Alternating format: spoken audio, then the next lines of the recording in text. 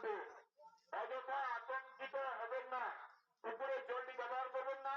স্বাস্থ্য দপ্তর আপনাদের সেবায় আছে, স্থানীয় প্রশাসন আছে, লোকপুর গ্রাম পঞ্চায়েত আছে, পলিটিক্যালি সকলেই আপনাদের কাছে আছে, আপনাদের পাশে আছে, আপনাদের পাশে থাকবে। সতর্ক থাকুন, সাবধানে থাকুন, সুস্থ থাকুন। প্রত্যেক নাগরিককে অনুরোধ করছি। তো বন্ধুরা, তোমরা এতক্ষণ শুনলে যে আমাদের গ্রামে যে লঞ্চটা দিচ্ছিল, সেটা হচ্ছে কি অনেক মানুষ না মারা যাচ্ছে আর হাসপাতালেও ভর্তি আছে। আর ওইখানে পুকুরের জলগুলো নষ্ট হয়ে গেছে, আর হচ্ছে তোমার মানে কয়টা মানুষ অসুস্থ হয়ে আছে হাসপাতালে ভর্তি, আর 2টা মানুষ মারা গেছে। তাদের বয়সটা খুব একটা বেশি নয়, আর তাছাড়া হচ্ছে তারা কিন্তু রোগে পড়েও ছিল না।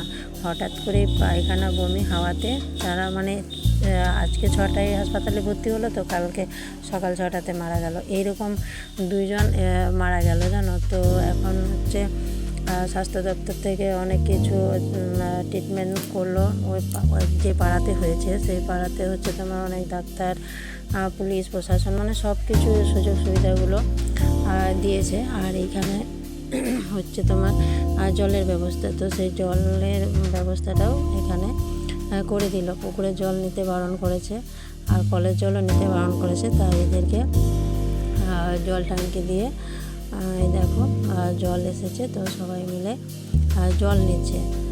তো এইভাবে গ্রামের আতঙ্ক যেভাবে মানে ছড়িয়ে পড়েছে, সবাই ভয় পাচ্ছে যে জলের থেকে কিছু হলো কি না কি থেকে কি হলো কিছুই বুঝতে পারছে না জানো। আর অনেক মানুষ কিন্তু হাসপাতালেও ভর্তি আছে। তো তোমরা হচ্ছে যদি অনেকে এরকম কিছু হয়ে থাকে তো সাবধানে থেকো, আর হচ্ছে পুকুরের জল থেকে দূরে থেকো, সাবধানে থেকো, আর ভিডিওটা পুরোটা দেখো।